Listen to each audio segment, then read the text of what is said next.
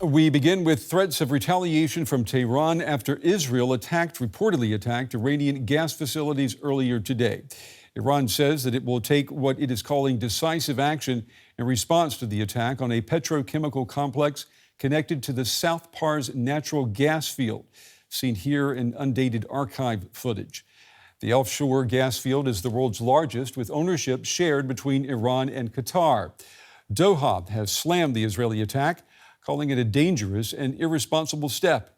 The attack has also shaken global energy markets, with oil prices hitting $110 a barrel today.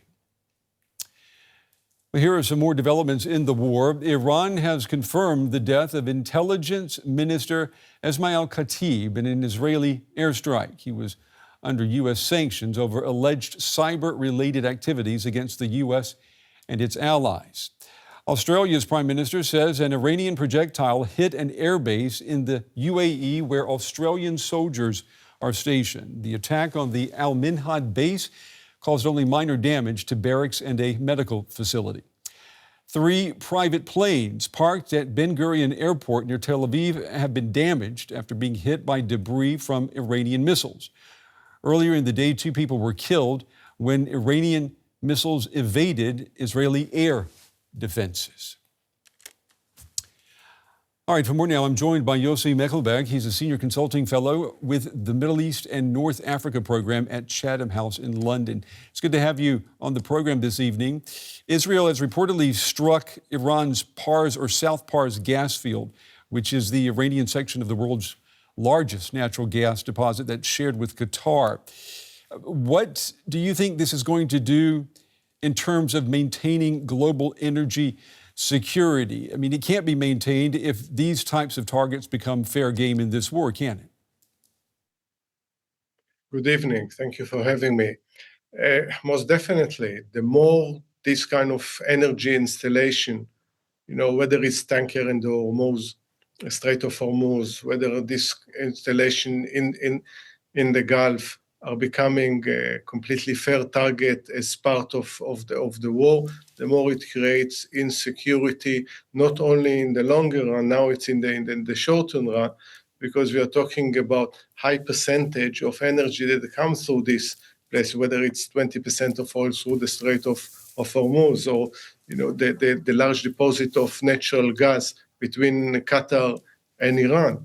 This will make the markets very, very worried. And the immediate result, as we could see that, is oil prices and natural gas prices are going up and up. We have seen attacks in Beirut, Dubai, Oman, oil tankers in the Strait of Hormuz. Do you think that this war is now morphing into a regional conflict? It's not just a war against Iran. It is a war that is engulfing part of the Middle East. It has been so almost from the beginning of the war. Hezbollah joined by attacking Israel, Iran attacked neighboring countries. So yes, it's become a more regional war, which can escalate. I think one of the reasons for this is that both the United States and Israel made an assumption, an erroneous assumption, that it's going to be a very short war. At the beginning, talk about 72 hours, then it became 5 days, 2 weeks, and now we are deep into the 3rd week, which in all cases, there's some expectation of an absolute objective, achieving absolute objective, whether it comes to the nuclear, the ballistic missile supporting proxy, but also the most dangerous from the Iranian regime point of view is regime change, because this is a regime that fights for its own survival. So the minute that this became a declared aim war in one way or another, then it strikes. At the one hand, Iran is expanding and the attacks on neighboring country, but also Israel and the United States, because as a result and the impact on the international economy are seen, Israel also hit by Iran. So by escalating it, they try to bring it to a quicker end, but that's usually not the case in wars. Is the goal of this war now regime destabilization in Iran? I mean, has regime change? Has that notion been put to rest?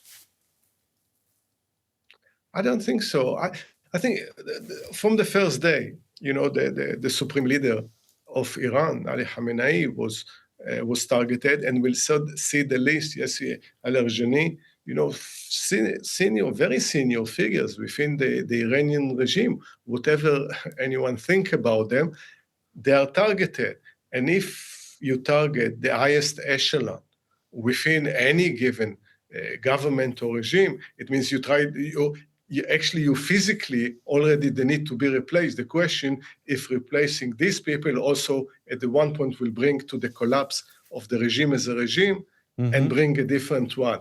It's also, we keep hearing that they're calling for the Iranian people to go to the streets. So I don't think we can be in much doubt that this is the main aim. I'm wondering what would happen to this situation if U.S. President Donald Trump tomorrow were to declare the war over. What would that mean for Israel's goals, and what would it also mean for the integrity of the regime in Tehran? Well, there are hardly any good options here. If the regime collapses without an alternative, it might lead to chaos, and chaos for many years. If Trump just decides, because we live in the age of Trump, that he decides what is victory and what is not victory, at what time to declare it, then it might leave so many issues open that also create a very different Middle East and less stable one. And the third option is this war drags for a very long time, which is destabilizing for the region, cause huge damage, but also affects, as we can see already 3 weeks into destabilizing international markets. Mr. Mekelberg, I want to ask you before we run out of time, with more and more top Iranian security officials being killed by Israeli strikes, can we say that the one thing that is certain in this war is the precise reach of Israeli intelligence into the core of Iranian power? This is no doubt about it. When it comes to their intelligence gathering, you know exactly where they are and the ability to hit them. This was proven back in June. And once again now, always the question is what happens beyond? What is the political aim? And if they set the objective, are they achievable? And this I'm not so sure. Okay. Yossi Mekelberg, Mr. Mekelberg, we appreciate your time and your valuable insights tonight. Thank you.